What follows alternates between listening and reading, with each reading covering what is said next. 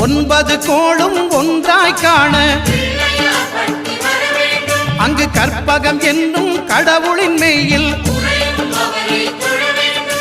சூரியன் முதலாய் 9 கிரகமும் பலவித குணங்களை கொண்டிருக்கும் எங்கள் கற்பக தருவில் அவை வரும்போது ஒன்றாய் சேர்ந்து பலனளிக்கும்.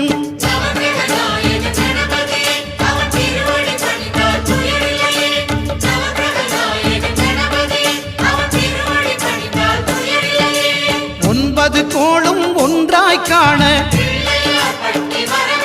அங்கு கற்பகம் என்னும் கடவுளின் மெய்யில்